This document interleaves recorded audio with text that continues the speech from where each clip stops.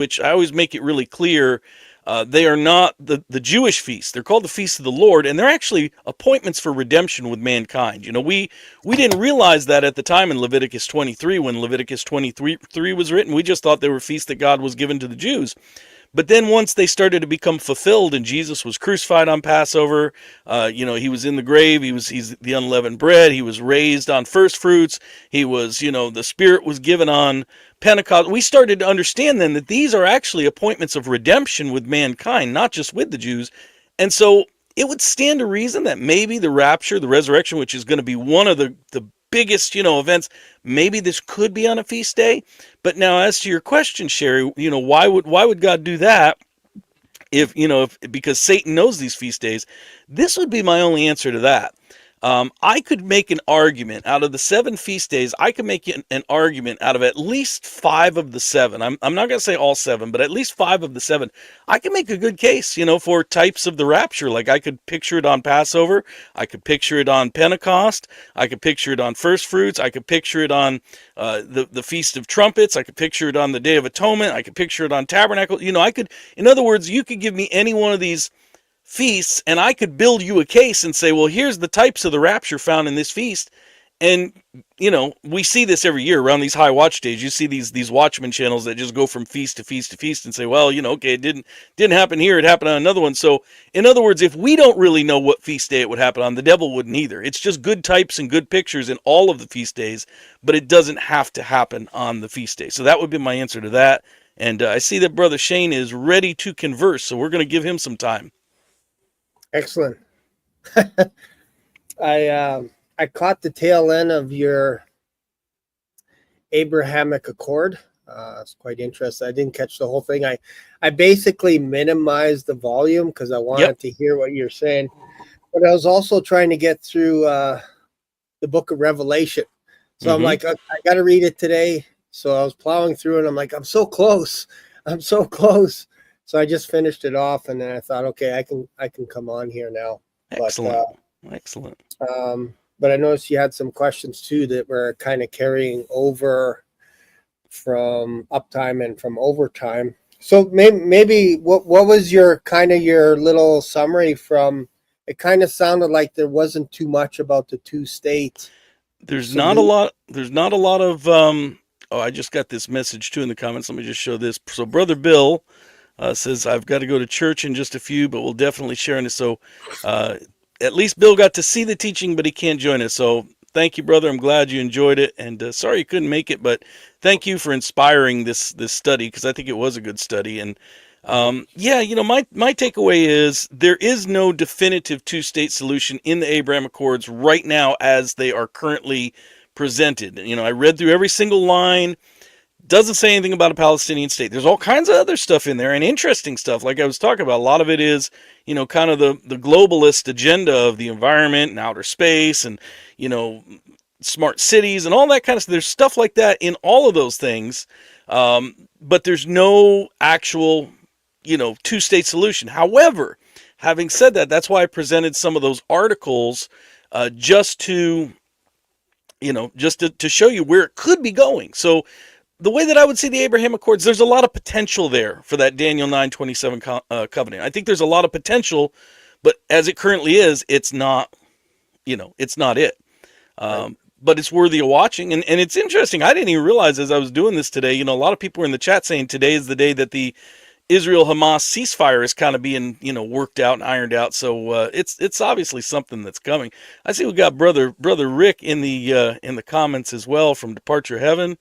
Good to see you, brother. If you want to come on, brother, I could send you a link. I never know when you're available or not, but I could definitely send you a link if you want to come on. Today, I did not invite a lot of people because I knew with the subject material, it was going to take a long time, and so I didn't want to crowd the room with a lot of voices if we weren't going to have time to hear from everybody. But we're kind of done with the Abraham Accord. So anyway, like I said, brother Rick, if you want to come on, just let me know. So. He's saying his merch store's up, so check out Rick's merch.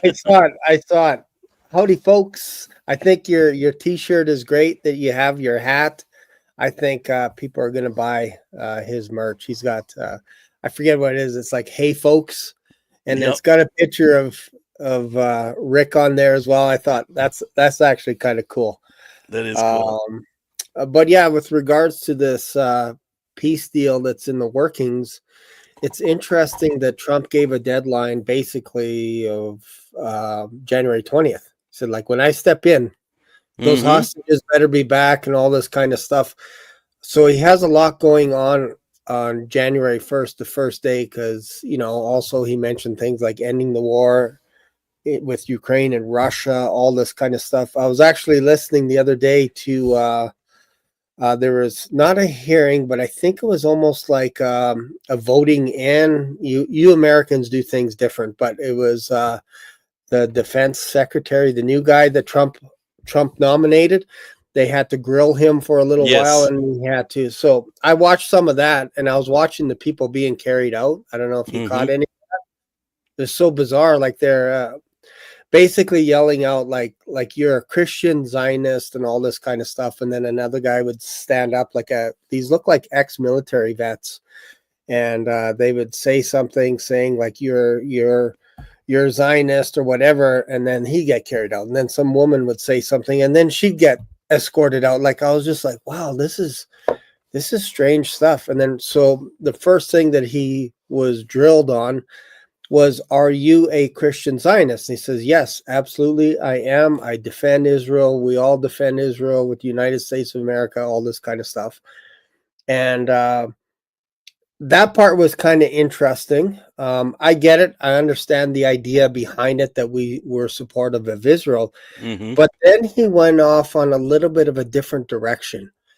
That, again, I don't like to say that Trump is the Antichrist because it doesn't fit my model.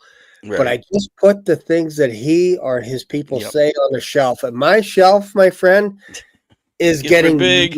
massive, Get massive. pretty big. I hear you. I hear you. So this guy, and maybe somebody in the comments will know who this guy is, what his name is. The guy that the sex Second, death, the yeah, Pete yeah, Hegseth. Is it Pete Hegseth you're talking about? yes, yes. Yeah.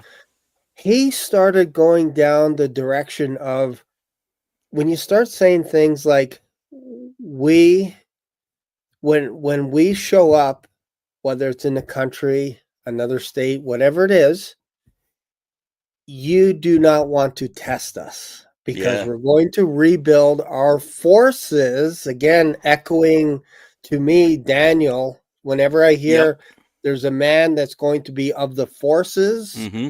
every time I hear FORCES in English, forces, Mm-hmm. I hang on to that. The more times you say that, I start thinking Daniel and Revelation, all this Antichrist stuff, right? Mm-hmm. So he's talking about, we're not going to play around. We're not going to play around anymore. We used to be, the last 4 years or so, kind of like, hey, we're making mistakes here and there. We're abandoning our weapons and all this kind of stuff. Make no mistake, we will be a force to reckon with. Do Mm-hmm. not test us. Do not test us. This is not the time to do this. And then he'd talk about their defense budget going up, all kinds of stuff. I started looking into their. Have you heard about their B-21s that they have? You heard No, about these no, things? no, I don't think I have. Are, Sixth generation stealth bombers, mm, meaning they are the most advanced weaponry in any nation. These bombers can actually have nuclear capability, and they could fly undercover over any nation. Nobody would be able to detect them, and they're basically country erasers. Like, you can just pick on the map and say, which country would you like to erase tomorrow? Okay, and they're planning each one of these stealth, these B-21 bombers are, they have a price tag of $565 million, and they want 100 of them.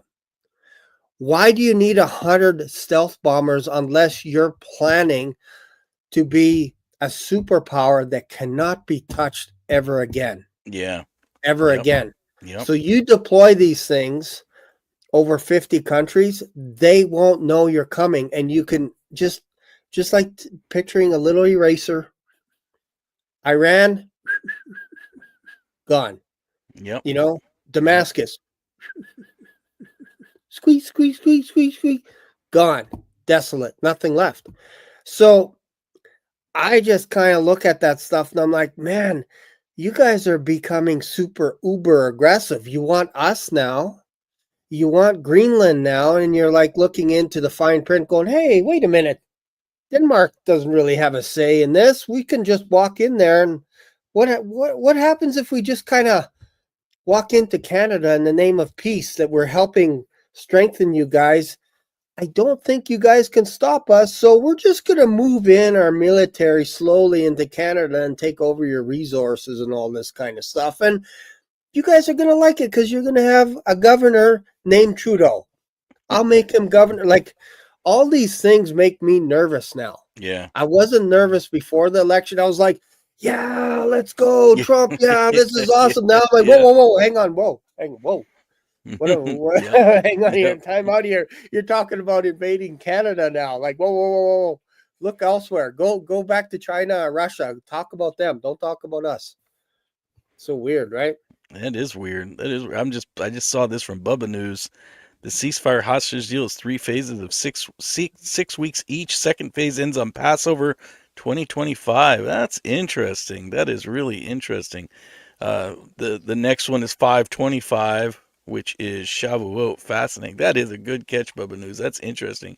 Yeah, I'm with you, Shane. I think that it's definitely, again, it's one of those things to drop in the bucket. It's worth watching.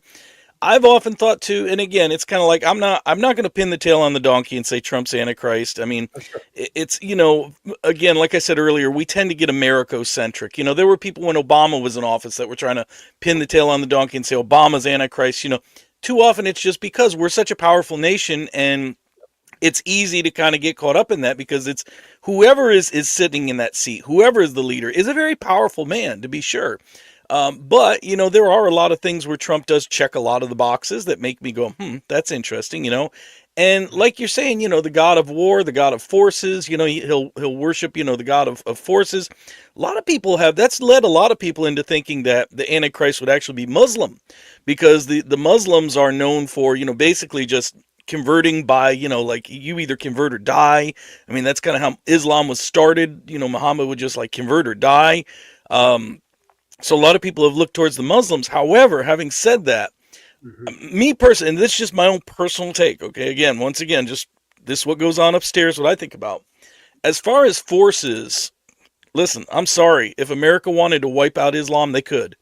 I mean, Trump already was, putting down ISIS when he was in the first time. And if he really wanted to get serious and just wipe out any of the troublemakers in the Middle East, he could. We have forces. Our country has forces that are and we even saw this even under Biden in this term, this presidency. Even though he's not the leader that Trump is, look at all the Americans that got. It's like all of a sudden, here's the American government, and they're like, okay, you're in my sights now, so you're going to go to jail. And once the American machine, once the military machine or the government machine, once it puts its sights on you, once you're in the crosshairs, who's like the beast? Who can make war with the beast? That always sticks out of my mind. I mean, I'm a Second Amendment guy. I love firearms, and I believe in our right to keep and bear them. I believe that our founding fathers wrote that into our Constitution, not just to go deer hunting, but because if you know the context, again, we talk about Bible study, you got to go into context. I just saw Rick say, can I come on for a few minutes? I sent you a link, brother. Just check your email. You're more than welcome to come on. In context, they were coming out of tyrannical, Great Britain. And so that's really was in there for, basically if your government got too crazy, you could defend yourself. But I know a lot of guys that are preppers that are like, oh, you got to go buy this gun and that gun and stock up on your ammo. Let me tell you, if you get in the government crosshairs right now, they will do to you like they did to the January 6th guys, or they'll just drop a smart bomb or a drone or something right down your chimney stack, and that's it. You're done. So I'm going to send Rick another link. He didn't. I guess he didn't get the first link I sent him, so I'm going to send him another link. But yeah, definitely. I mean, I'm in agreement with you. Like I am tossed between that and a Muslim. No problem. Yeah. because of the Dome of the Rock issue and all this kind of stuff, right? But the factor that makes me lean a little bit more heavy on Trump is kind of the idea that Elon is so close to him. Yes. Because I've been watching that guy for years going, man, you are a false prophet. Love the guy. Yep. Read his autobiography. Love Tesla. Love the Cybertruck. All that stuff. But that doesn't give you a pass when you say silly things like, wouldn't it be cool if we can get a god coming out of Memphis, Texas? Wouldn't that be kind of cool? You know, like how the Egyptians, how they worship all these gods. Wouldn't it be cool to create a massive supercomputer that has over 100,000 NVIDIA chips that he purchased single-handedly from Jensen to build the world's first supercomputer? Wouldn't that be cool to have a god come out of that? And he starts laughing, and Jordan Peterson was interviewing him, and Jordan Peterson laughed with him. He's like, I wish that were funny. And Elon stopped and said, oh, you're thinking what I said was funny. And he's kind of laughing, you know, how awkward he is, like picking up that Jordan Peterson's not going along with him. And it's like, why would you say that? Unless you have some kind of a diabolical scheme in your noggin. And he's now getting into the financial sector with this Dodge or whatever it is that they're doing. Yeah. He's starting to go, I am going to cut the budget. We're going to bring things back and all that. How do you think he's going to do that? Most likely it's going to be digital currency. Yeah, you're right. A little more control. Hey, Derrick, how you doing? Right. I mean, Rick, not Derrick, but Rick. We got Derrick.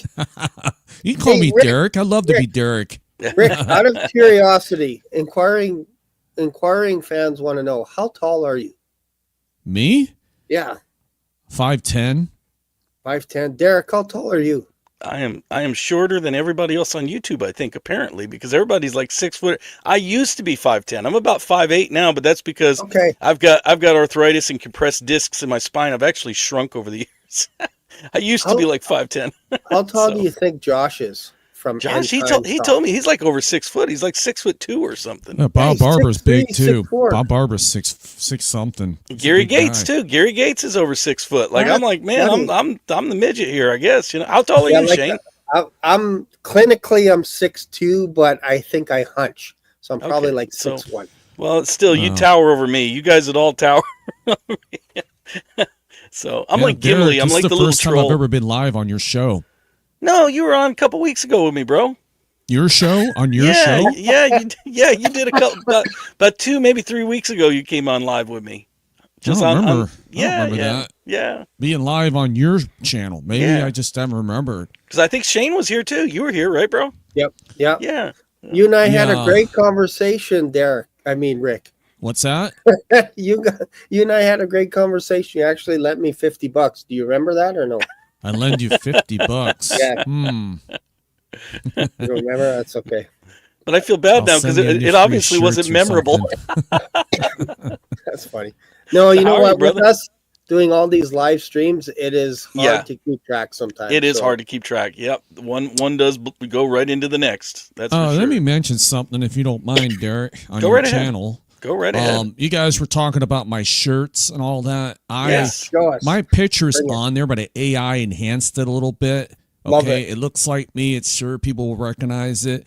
Let's see it. The only thing that got wrong, the AI got wrong, was my hat, and I didn't had it. It took the blue stripes out of it. No biggie, man. I got more than one beanie cap. No big deal. I love it. If you want to post show people the store for a brief second, you're welcome to. And I'll give you the link in the private chat. Yeah, give me the link. Shoot it over in the private I'll chat. Give it to you. And nothing like a little self-promotion on someone else's channel. That's fine. Well, no, I'm asking them first before I do that. I got a store. No, I'm kidding. Yeah, I'm just. I know. I'm just excited. Derrick, I'm going to use you. Listen, I owe you a YouTube life debt, bro. Because if it wasn't for you and Shane, I wouldn't even be on YouTube. Yes. You know, so like Yeah, but don't. You know what? I expect nothing in return, guys. Like I said, Jesus said, "Help those in need and expect nothing in return." It's in the Bible. So you guys don't owe me Nice. nothing. Okay, Nice. nobody does. That was a great idea, though. We Rick. support yeah, merch I got here. mugs too. Yeah, I we got support mugs. we support merch here. I'll get one of your mugs, bro. You'll owe me a half a shekel every time I show it, but that's okay. Exactly. That's my. So yeah, I just got the store it just went live last night. Okay, we just posted everything up. More product is coming to the store. Nice. But here's what it looks like. I'm going to give you the link. Yeah, go ahead. Send me the link. And I have this one shirt that everybody's lining up that wants to buy this shirt. Everybody's saying, can you do a shirt where it says, when I said deal with it, about my folks? And I love it. lots of I people love saying it. they want that shirt. And people are getting lining up for this other shirt that I just posted up. So I'm going to give you the link. I guess I put it in the private chat. Yeah, That's go what I'll ahead. do. I'm It's watching. there. There it goes. All right. And I'm gonna bring then it up. I don't think I'll have control of what I can show you on her, so I'm probably going to be the one. Can I just present it myself on my screen? If you want to share screen with me, otherwise I'll I can just share do it that Yeah, way. go ahead. Just do a Let's share do- screen and I'll bring it up. Yeah, that way I can control what's going Yep, on here. absolutely. Here it comes, and boom, it should be up. All right, let's see. There we go. Okay. What we're looking at here is this is a sweatshirt right here. I'm just going to go through it real quick. I Many gotta get different me a sizes. shirt. Here's my mug. This side it says Departure Heaven, and this side says I am Rapture Ready. Okay, very neat Your little mugs mug. are cheap. How come so cheap? Mine are like twice as much as yours. Well, I'm using Printful. That's what you need to go for. Go to Printful. Nice. Okay. Printful.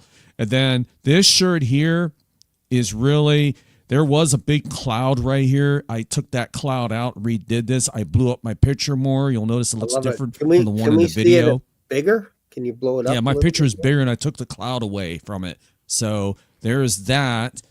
Love and it. then we got it in white. We got it in gray, of course. I got to get me one of those shirts, man. It's We got a cheap. Departure Heaven. Look at this, hats.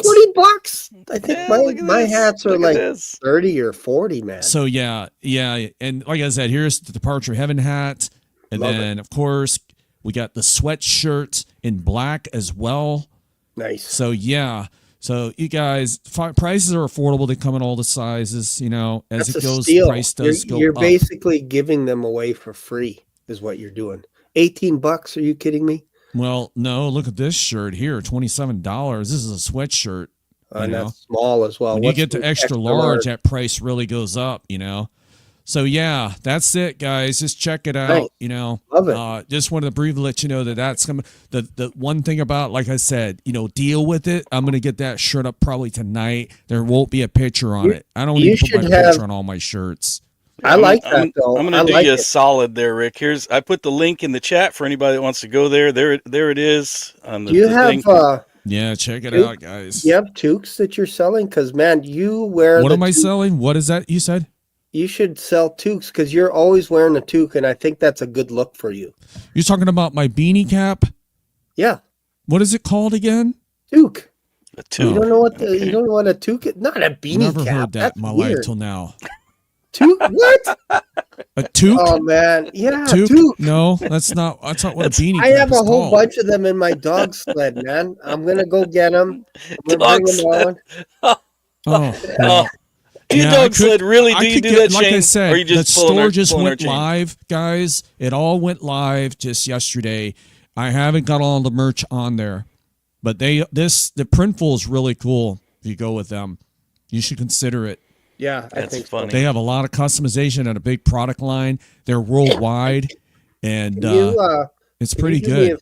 a favor when you get a chance? Email me a link to that, and then I think your audience is getting restless. They want to answer. Yeah, some yeah, questions we're there. wanting to. Sorry, wanted to do guys. some questions. I came That's out all and right. just sort of hijacked their show with my merch. That's all We right. could have made a That's all right. commercial for Rick and just pause after you did the Abrahamic Accord, and then have Rick come up and just talk about his shirts. Hey, folks, you better get these shirts, folks. Yes. Maybe now. maybe I'll And clip if you the video. miss out, deal with it. I'll Yeah. clip the video as a short and send it to you, Rick. You could use it as your promo. What? So, well, let's get to a few questions here. I've got some in the live. I have a few more on the paper. Probably won't get to them all today, but I knew I wouldn't because of the Abraham Accord, so I wasn't planning on getting to every single question today. But whatever question what's that? I'm That's all right. sorry. I just thought about it just now. Canada, they're trying to take Canada. America's going to buy Canada. What do you think of that, guys? Yeah. Shane? Yeah. I'm sure you're hearing about it. Yeah. Yeah. Okay, go ahead. Absolutely. Sorry. I said, it's whatever I don't get to this week, I'll rack up and we'll get to it next week. But here's one from Mountain Farms that came in the live. Do you think we will see what's happening on Earth during the tribulation? What do you guys think about that? You think we'll get a chance to see what's going on while we're up there? You know, my dad and I talked about that. I said, will we be able to watch from up there? We have front row seats, like sort of a theater style, where we're all sitting in a big auditorium watching all these people down here dying. And that is why I don't think we will. It's just my opinion. I don't think God wants us to see all the carnage that's going to be going on down here, all this activity that's going to be released from hell. I don't think it's really, we want to watch that kind of thing when we're up there. Because when you see how beautiful heaven's going to be, will you be in a mood just to go some theater place and watch people dying left and right after seeing a beautiful city? Nobody's going to be in a mood for that. Especially if you're at Chris's cinnamon shops, you'll be eating that cinnamon roll. It said, well, Rick, I want you to come on over here and let's watch these people dying down here on Earth. I said, oh, no, that's okay. I'm just going to keep eating my cinnamon roll. So, yeah, it's not going to happen. I don't think God's going to allow us to see all that. Now, what he will allow us to see is, maybe Jesus coming back, that epic day that he comes back to earth to take over, because we'll be with him. So that's when we'll see maybe him kicking butt. You don't want to be in front of Jesus. You want to be behind his head. Because if you see the front of his head, there's something going on. Either you were left behind. But there's a lot of people that are going to be saved during the tribulation, because right now it's getting bad already. And we don't know how long God is going to push this wait for the rapture.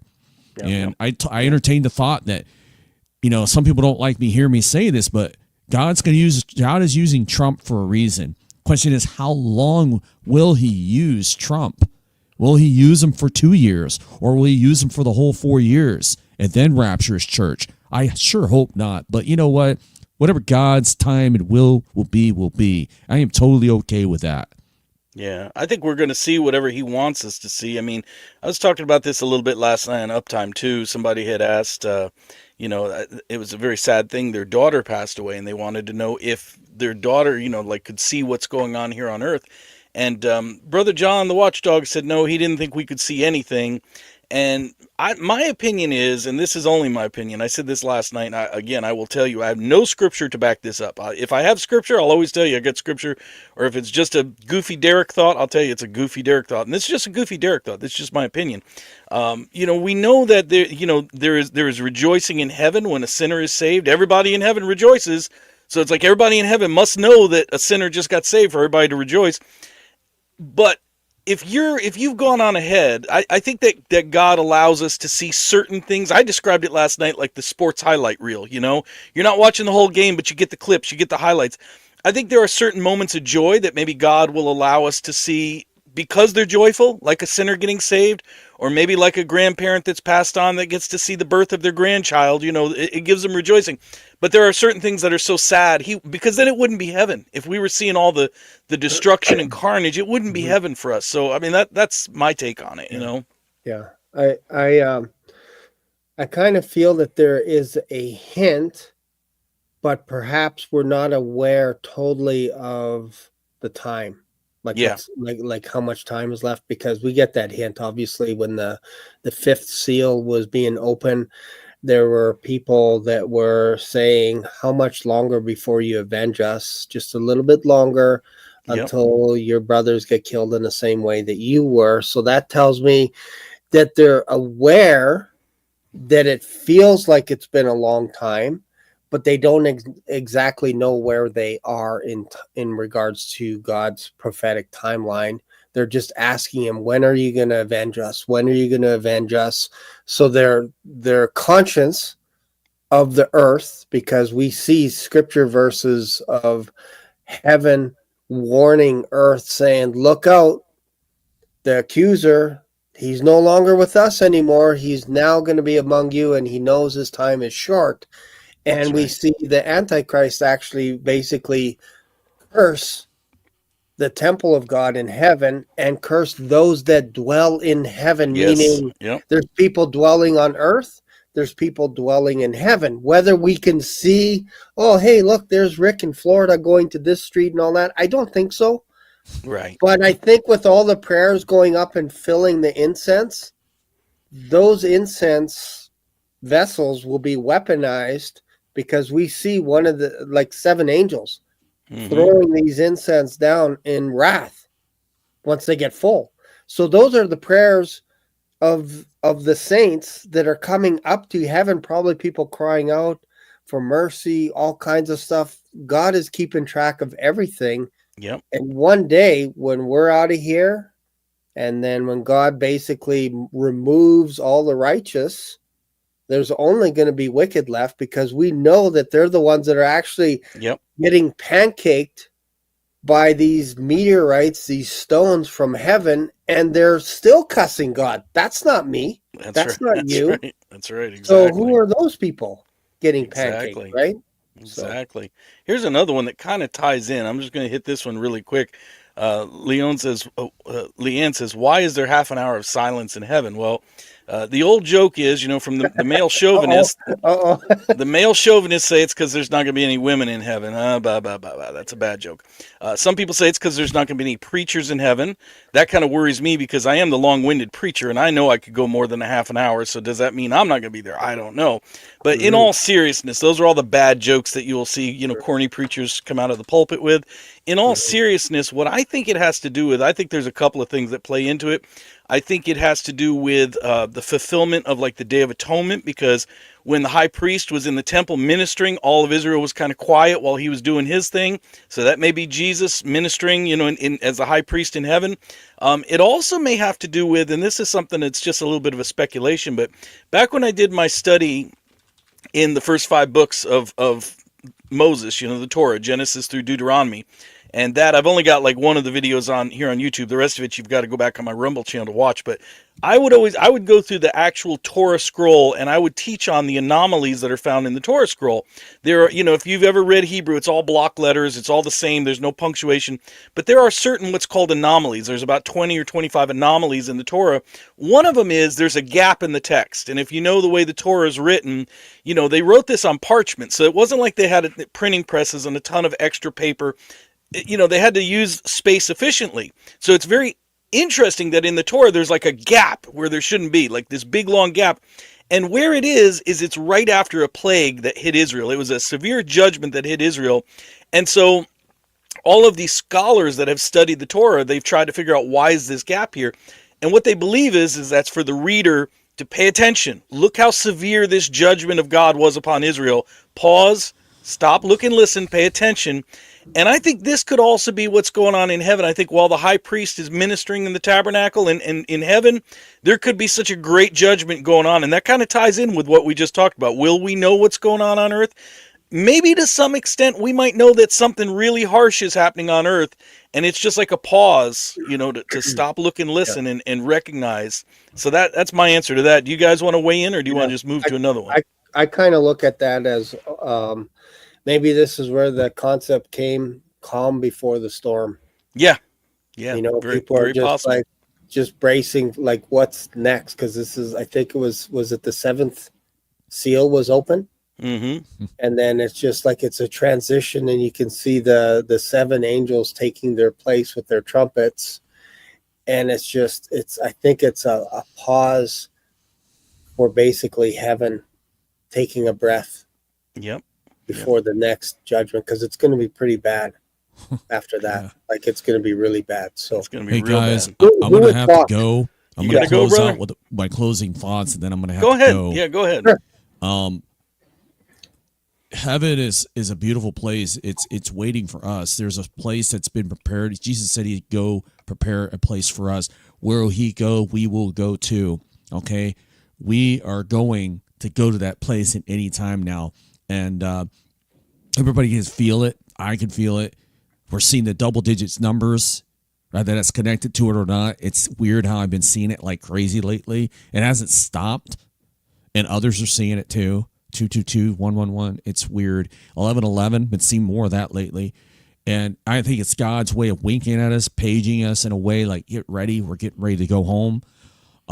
This is a beautiful thing that's coming our way, and people are sitting off to the sidelines, and they're sitting there thinking that, well, I have plenty of time.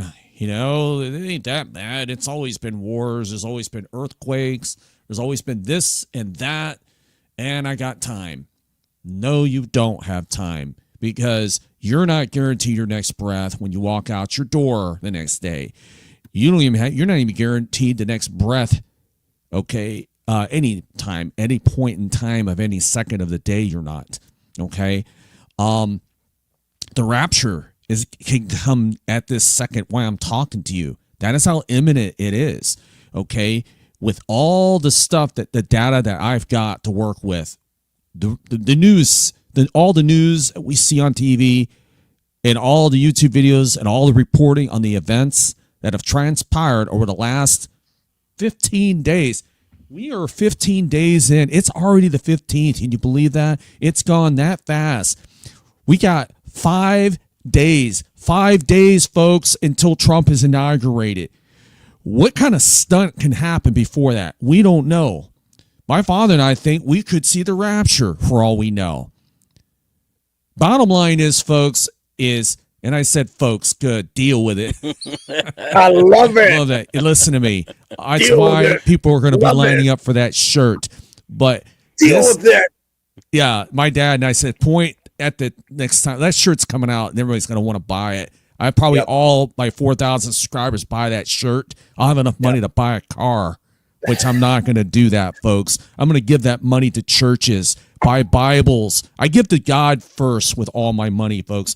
And then whatever's left, I have that right to pay bills with it or whatever. But remember, when you get money from your fan merch or donate, always give to God first. You give it all away to God first. And whatever's left, pay your bills, and then maybe enjoy yourself a little bit with the money. There's people that are stealing people's money at church, taking it all. That's wrong. And it's basically stealing from God. But anyway, let me get back to what I'm saying. Time is short. You understand me, folks? Stop playing around with your eternity. We are about to go in any day now. I feel it so bad that I feel like this is the urge to hit the ground hard, running as fast as I can to get people like this. Run with me, folks. Come on. The ark is right there. The door is open. Run as fast as you can to that door, because that's how quickly the rapture may come. Okay? And if you're left behind, deal with it. Okay? I love you all, man. Like I said, it's the things I always say are on my shirts. Folks, deal with it. I love you. That's why I put that on there. And hopefully I get my deal with you shirt on there tonight. It ain't going to have my picture on it. Maybe I'll make one with my picture, but, just to get it out there. It's not all about the money. It's all about getting you saved. That is what it's all about, getting you saved. I don't care about being famous on YouTube. I don't care about the money. All I care is getting you on that ark. That's all I want you to do, is give your life to Jesus Christ and get on the ark. That's all I care about, is getting you saved and getting you on the ark. Now, there's a question directed at me to Parcha. We need more colors. I got gray, black, and white. Now, I will fit in color. If you got colors that I should put it in, send it to my email for requests. It's departureheaven@yahoo.com. Requests at the merch store. Rick, I like to buy this from you, but you don't have it. Make your requests there. Also, check out Shane's store. Shane has an awesome merch store. Get his mug. Black Swan Revelation. Shane, tell him about it. And Drew, Derrick. Don't get this mug. Yeah. Get that mug. Yeah, right there. And Derrick, You need to come out with a store. Do I have to talk you into that too? I don't know. I might. Some people have asked me about that, but I always tell people, like, I'm just here trying to be a blessing to others, and Yeah. I can afford to. I don't have to do this. I don't. I've got a good, decent paying job and everything. Not exactly a rich man, but not poor either. Yeah. And we're rich already. We're rich in heaven. What I will say, this is what I've been telling everybody lately. What I will direct you to this: if anybody is feeling particularly charitable and would like to make a donation, but since I don't have any way to make a donation, I've been recommending everybody buy me a cup of coffee. Check out what Uptime is doing. Yeah, Uptime has a campaign. If you go to Give, Send, Go at Uptime has a campaign. What they're actually trying to do is raise enough money to get all of us, to get all the guys you see right here on the screen, all of us together in the Watchmen community, along with many of the others that you see. They're trying to have a convention where we can all get together, meet like one a Bible another. Conference. Yeah, and meet you guys out there. Meet the guy that you guys are so faithful to watch. I think it's a great idea. I could put something like that together, like the location-wise. I know churches that I know, and I said, look, I got some brothers from out of town. We like to do a little conference here one night. I'm sure they'll be down with that, especially meet some YouTubers that are out there doing their stuff for the Lord. But yeah, that you know what? I would suggest buy me a cup of coffee. I have that too on my link in my links description box. That is a really cool. Chris has that, and he always thanks his people for his donations. You know, but like I said, give to God. Give to God first. Don't take that money and pocket it in your pocket. That's wrong. God sees what you're doing. He won't bless you. He'll be like, the hell with you, Rick. Amen. He sees everything. You can't hide from God. You can't hide nothing from him. So don't even try it. Shane, what do you got going on here? Deal with it. He's always watching. Deal with it. I'm watching you too. This is your new T-shirt. What? Who's that? Long-winded preacher. What is that? Oh, that's money all around him. Is that what it looks like? Money? See the people behind him falling asleep? Books. People are falling asleep there? Long-winded preacher. You know what? Joel Osteen. I don't mean to. I'm going to bring it up. Joel Osteen. There is a rumor going around on YouTube that he might be in trouble with the law because he's keeping that money that he's getting, all those thousands of donations, or actually, let me say millions of donations. He's getting all these donations at his church. You see how packed his church, and I heard he's using it for not to do what he's supposed to do with that money. He's taking it from people. You didn't hear about that? There's something on YouTube. I don't know if it's true or not. It doesn't surprise me. You know what he is? Discernment. People got. He's a prosperity preacher. He's in it for the money, folks. I'm just saying that's my opinion of the guy. I would never watch him. That's just my opinion. You got to use discernment. We're getting the like the old stage. You get the hook, they'd pull you off the stage. Yeah. We're getting the move on, please. Yeah, so we got to move on. So. But speaking of merch, because this question does tie into that, so I do want to bring this up. If you get a T-shirt, it's great if you get somebody's merch. If you get somebody's merch, what I would say is it's great as a conversation starter for you to be able to speak to somebody about the gospel, and that kind of ties in with what Johnny Z was asking earlier. Question: is spreading the gospel with posters count as spreading the message? I'm already doing it, and it's just a refresher in my mind. And this was a question that Jen P also wanted answered, saying, Derrick, I have the same question as Johnny Z. Does giving out Bible tracts on the gospel count as spreading the gospel? I don't have contact with a lot of people.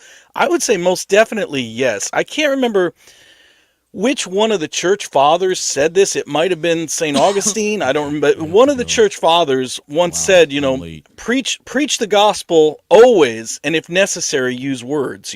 Our very life preaches the gospel if we act and behave in such a way as Jesus. And certainly if we're giving out tracts, if we're, Jesus said whoever gives a cup of cold water will by no means lose his reward. So in everything we do, not everybody's going to be able to get on here and do YouTube. Rick, you got to go, brother. Yeah, listen, guys, I have to go. My roommate here, he's saying dinner he's hungry. I'm going to get dinner for them to bring back here, and he's in there TV. He's like, he just texts me. He's like, Rick, what are you doing, man? I'm hungry. It was great seeing you, brother. Go YouTube. That's what he said. Go he eat loves some dinner. My channel. He's basically talks about Bible prophecy along with me on there. But enjoy anyways, your guys, dinner, and I will see you Monday. We'll have a new president by the time we do your next show. So, when is it on the 20th? On the 20th at noon. My show keeps falling on major eventful days. You ever notice that? So It we're always gonna- seems like it does. It's on the 20th. So yeah, that's going to be a big day on our show. Anything can happen while we're on air. Yep, Get ready. We're gonna have a That's lot something. to talk about. Tell people 8:30 p.m. Eastern Standard Time, Florida time. With this coming Prophecy Mondays, it airs every week. Check it out. It's going to be amazing. That's a nice. Yeah, check that out. Okay, Derrick. Amen. And God bless you, Shane. brother. Thank you guys for having me on. I will see you later. Sorry, I got to go, guys. It's all right. Deal Good with having you, it. brother. Deal with it. I love it. Amen. That's all right. all right. Bye, Bye, guys. brother. God bless. I love you. Love Take you care. too, brother. So yeah, as we're talking about here, yeah, everything you do, giving out gospel tracts, even if you see somebody, if you see a little old lady on the side of the road with a flat tire and you stop and help her change her tire in the name of Jesus, you are representing Jesus. And so in everything we do, we should seek, but that's a great way, just, giving out Bible tracts. I mean, that's a great way to be, it's a great way to share the gospel. I see nothing at all wrong with doing that, and I think it's a fantastic practice to have. I also wanted to bring up a comment here because I saw this was earlier in the comments. I saw Shane said, "Good point, Bubba," and so I'm like, well, I got to go look back, see what Bubba had to say that Shane was saying is a good point. So I wanted to bring up Bubba News when we were talking about the silence in heaven, and this is a really good point. Bubba News says, it's bad when there's silence in heaven. Heaven is active with worship 24/7 right now.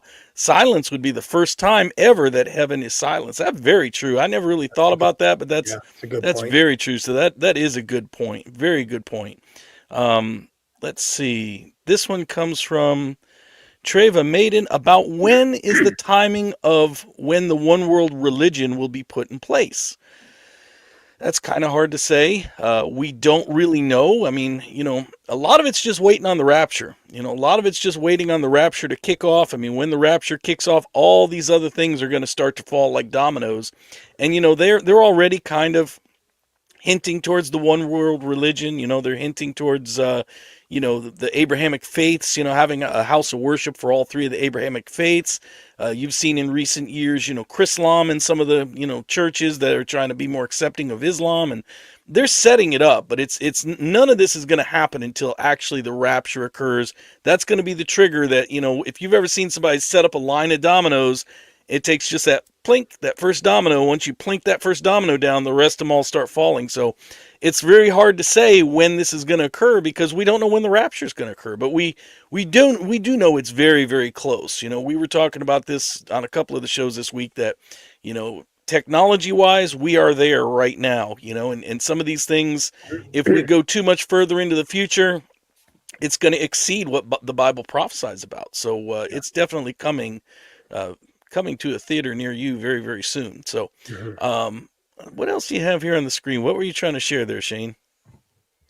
That was another creation for you, long-winded preacher. Maybe that's a little bit more nicer. That's a little more, yeah. Except he's got too much hair. He'd have to be bald to be me. A little bit. That's funny. I don't have that much hair up to. I got a little bit of hair, but not much. It's mostly gone by now. So that's funny. Yeah. So anyway. Good stuff. Good stuff. Let's see if there's anything else. I've got a couple more. We're right up on 2 hours here, so I could go a couple more minutes, but let's see if there's anything else anybody wants to talk about in the chat. Otherwise, we could pick a couple more questions off the paper. And Courtney says, do you think AI could be the false prophet? I don't know. I think AI is going to play in with all this kind of stuff, but I think that there will be a literal false prophet. I think because the devil likes to mimic what God has already done. John the Baptist was the forerunner, the prophet who, prophesied of the Messiah, Jesus. And because, God did that with John the Baptist, I think that the devil is going to want to have his own false prophet that's going to prophesy for the Antichrist, that this is the real Christ. This is Jesus come or whatever he's going to say. But anyway, so I think there will be a literal false prophet. But AI will certainly play into it. What do you think, Shane? You're sharing more stuff. What else are you sharing there? I'm just creating these with ChatGPT. As we're talking, okay. I'm just creating little images, but I think the false prophet will be a real person and the image will be AI, whatever that is, because the image comes to life and actually is able to speak, and the image will actually demand people to worship the Antichrist, and also like the one that is wounded, has a head wound and is healed, and also the dragon. That's the role of the false prophet. And I believe that one world government will come into existence on the day the abomination of desolation happens, right there, because he is basically saying that I am the only God that you are to worship here, and if you don't, you can't buy, you can't sell, and you get your head. So before that, right now, like flexible, like, okay, rapture happens, we're out of here.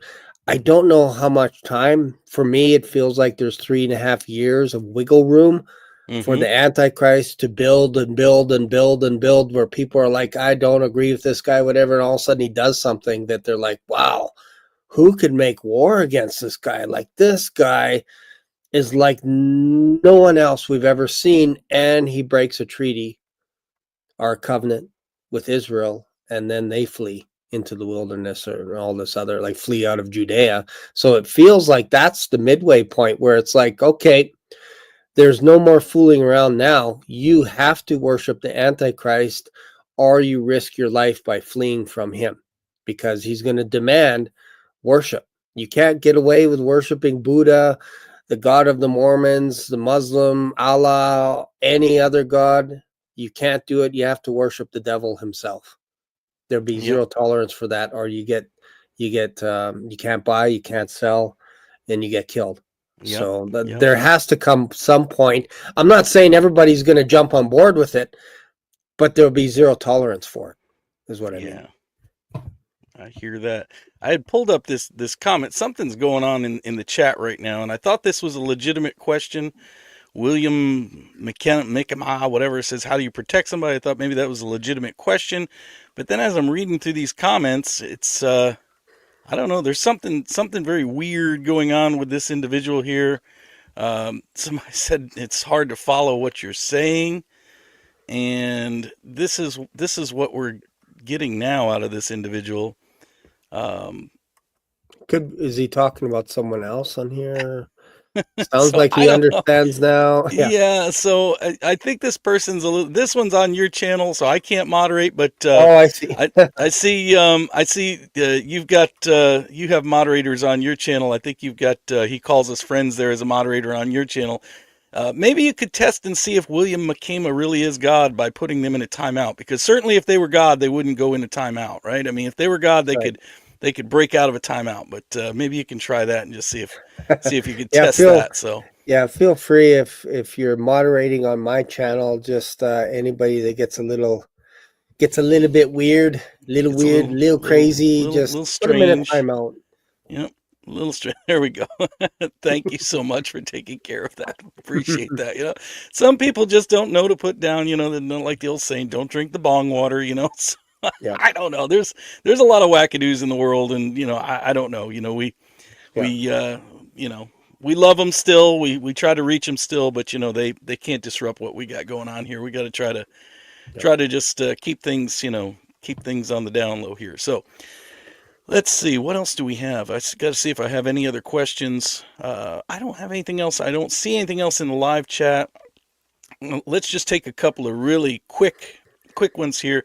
And Justin was like, wish I could help. I know that's something that Streamyard has to work on. That's not your fault. You know, we just, I don't know what else to do other than, you know, because I like to be able to allow guests to stream this to their channel, you know, as I do. I stream Shane stuff to my channel.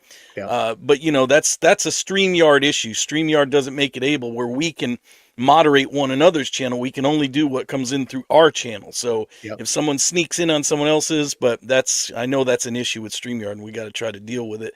But anyway, so I did have one other that just popped in here. Let me grab that real quick. Okay.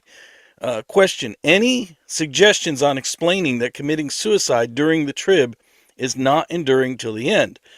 Well, I mean, for sure, you know, that may not even be a possibility, actually, because there's a verse in Revelation that says in those days, men will seek death and they will not be able to find it. You know, which is kind of interesting. It's like, how do you really explain that? How's that going to work? You know, I know some people have talked about maybe a genetic modification that takes place where, Yeah.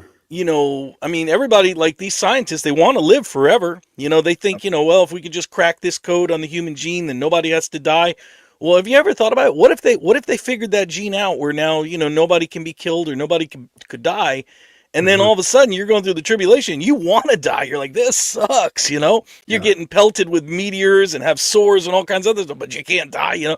So I Yeah. don't really know how that plays out, but Yeah. but Yeah. And definitely, I think the ones there that were wanting to commit suicide have the mark of the beast. yes. And it seems like those people cannot. Not to say that perhaps somebody couldn't off themselves or whatever, but man, that's I don't know. I wouldn't want to be put in that situation where No. there's a group of people that are going to either eat you, devour you, rape your wife, whatever it is, animals attacking you, whatever, that you're put in that situation that you're actually contemplating that. I would not wish that on my enemy. And we know that happens to people when they get pushed into a corner. Now, historically, via the church, like the old our early church fathers, something almost supernatural came over them when they were being cut in half, when Mm-hmm. they were being persecuted, when they were being lit on fire. They were singing songs, they were singing hymns. It was almost like they can see the other side while they're being tortured to death. Mm-hmm. And perhaps this is something that we're missing, a mechanism where God allows us to not feel the pain, perhaps. Like your body will feel pain, obviously, to a certain point, and then beyond that, you're probably unaware of what's happening. Like, obviously, there's all kinds of ways to torture people and all this, but it's interesting that the Christians actually ran towards the lions when they opened Yeah. up the gates. They ran Yep. towards the gladiators that had their nets. They had their big baseball bats, mace, and they're like, these guys are running at us. Like, this is weird now because they're usually the pool of people that we have flee and they try and climb out of the games and people are jeering them. Mm-hmm. But there were records, historical records, where people were jeering until the Christians came out, and once they saw how brave they were, Mm-hmm. silence fell over the Yep. crowd, and they're like convicted. They're almost like, man, I, I don't feel like I should be here at the stadium right Yeah. now because these Yeah. Christians are so brave, and they're standing there, they're being boiled with hot oil alive, and they're holding hands, hanging on to each other, worshiping God. And it's like, this is not what I expected at all. So in the end times, are there people going to be committing suicide?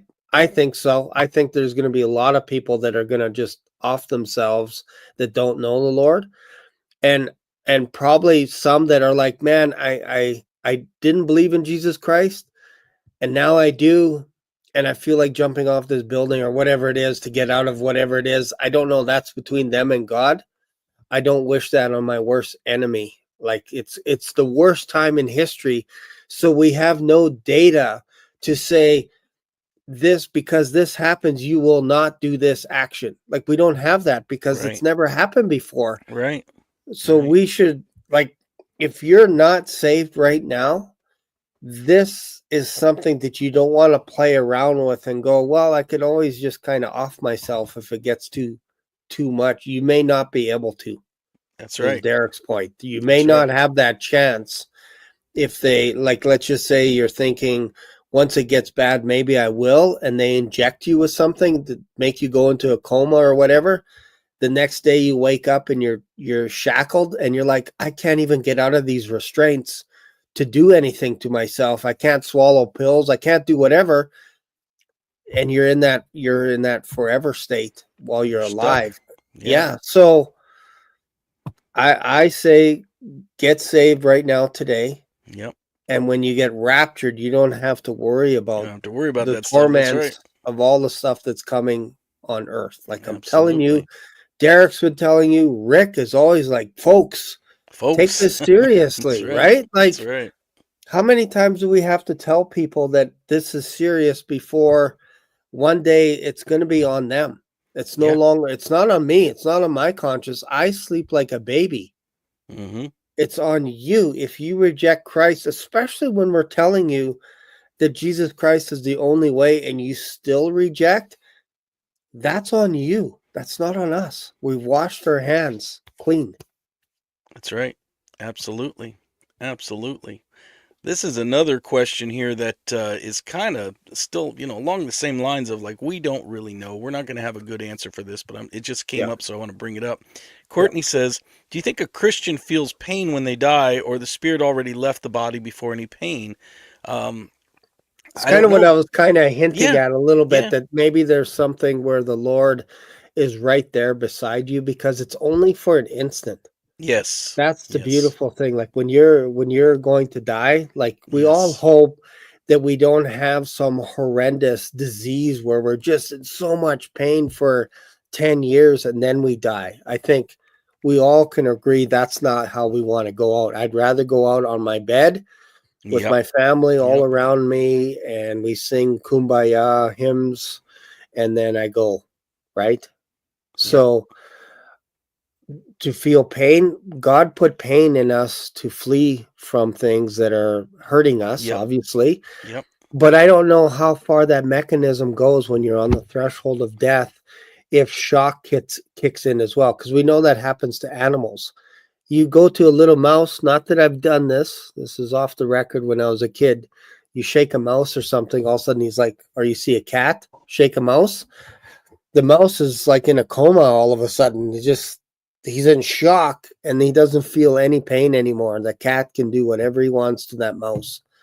So maybe there's something like that once we get to a certain point, threshold, and we see Jesus Christ. Like, look at Stephen.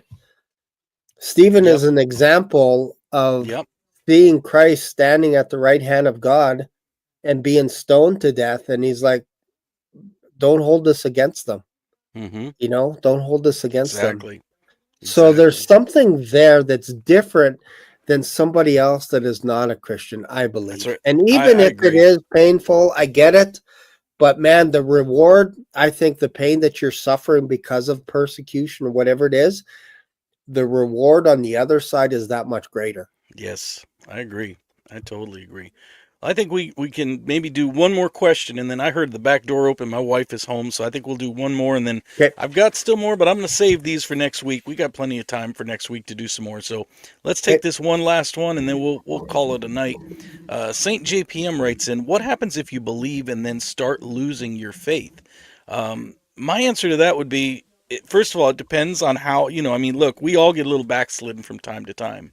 Yep. I have certainly wrestled with the Lord. I have had some really high mountain peaks and some low valleys. And, we have situations in life that can sometimes cause us to wonder about, I think, let me qualify it this way, St. GPM.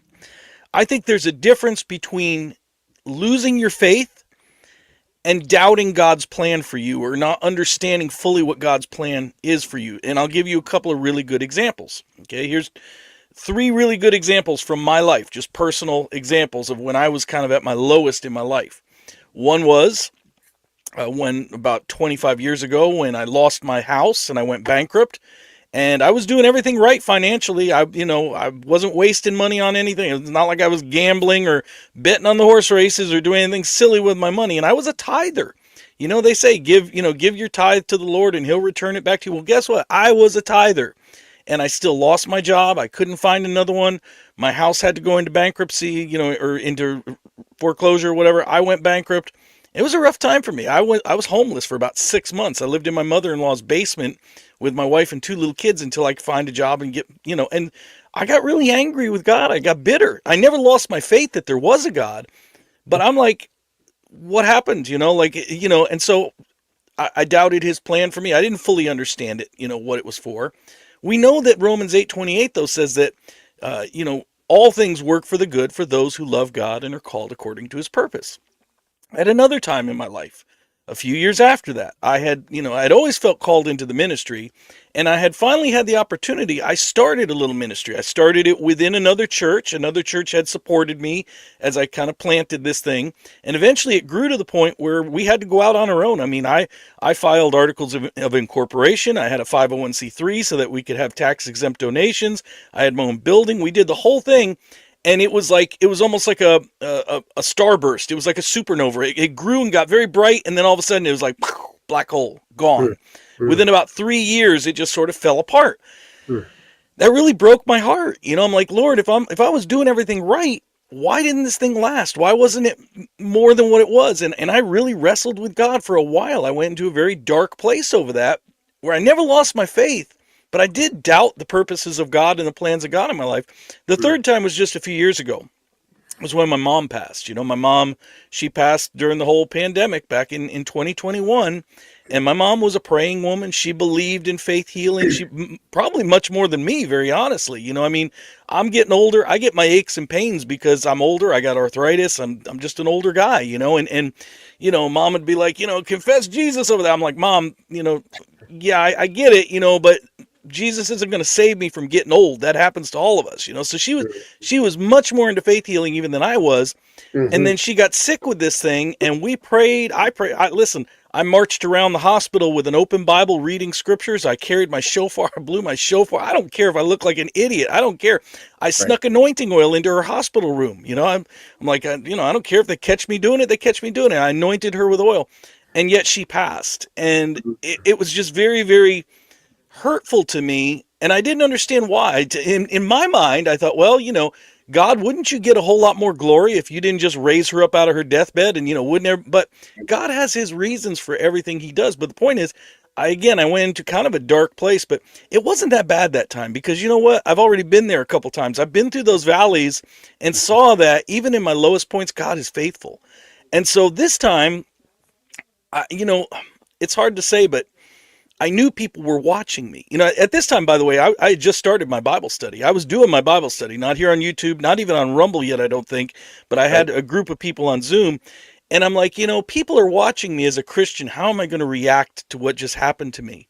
Am I going to get bitter and lose my faith, or am I going to... And I remember, even though I wrestled with God over it, I never really got bitter like I did before, and I just let Him carry me through it. And eventually, I've told this story before, this led me into this deep prayer life that I would not have had if my mom had not passed. So I would just say, whatever's going on, it's one thing to lose your faith and not believe.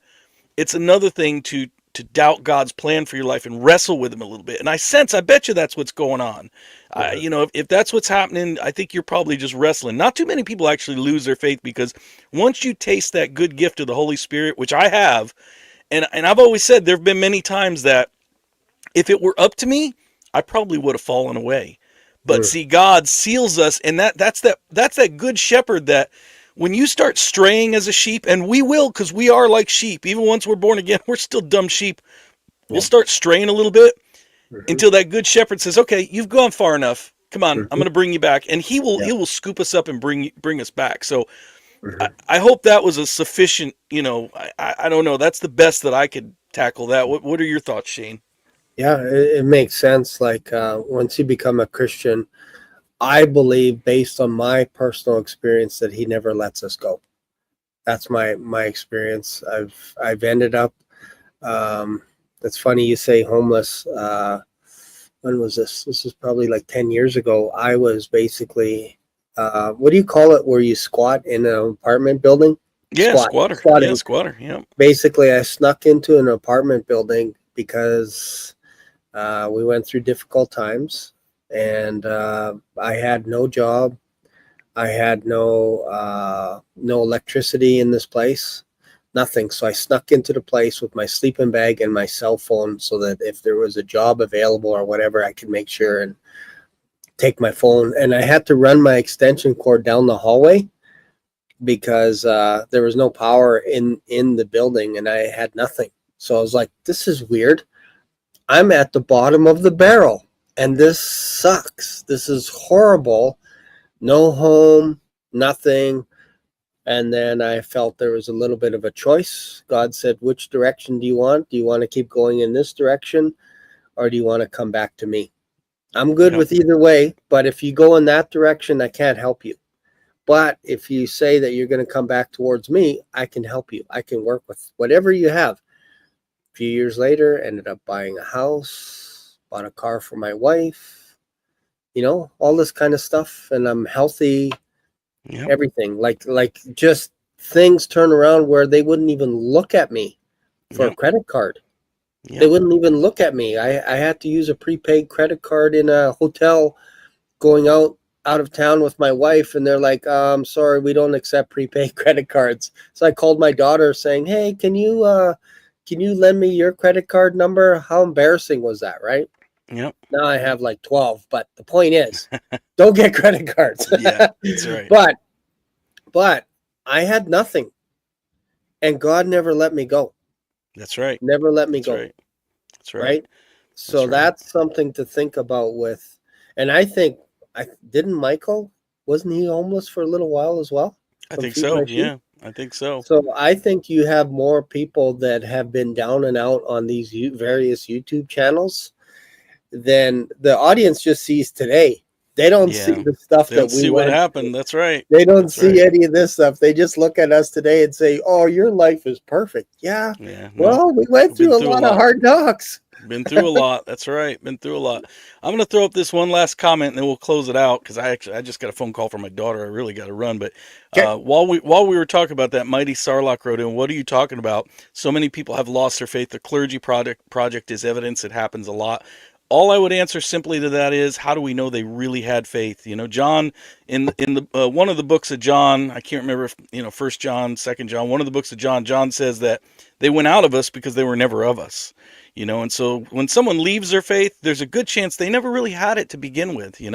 Once you taste and see that great gift of the Holy Spirit, it's mighty hard to turn it away because you know what God has done for you. So anyway, I wouldn't debate, but I would just simply say that, I think there's a strong possibility those people that have actually wandered away from the faith probably never really had it in the beginning. They probably had something they thought was the faith. But, once you're sealed with that Holy Spirit, I mean, it's hard to turn that gift away. So anyway, I'm going to call it a day because, like I said, I've got to run. I got to see what my daughter's up to. She's trying to call me. I hope she doesn't have a car problem because that's my job most of the time when I'm being dad is playing Rescue Ranger. Shane, thank you for being on. I really appreciate it, brother. I always have a good time talking to you. Likewise. And stick around for just a minute. I'm just going to say goodbye to the audience. And then, like I said, we'll do it again next week. See you, everyone. All right. So everybody, again, thank you for joining us. Once again, I'm just going to remind you about the Uptime campaign. If anybody wants to give, certainly not mandatory, but it would be so nice. The people in the comments that I have a chance to chat with you guys, I'd love to meet you in person sometime. So anyway, if you have the opportunity, if you could give, that's what it's for. And other than that, I will see you Friday night at the next Bible study, and look forward to seeing you then. So God bless you all. Take care, and we'll finish up with some more questions next week. Bye-bye.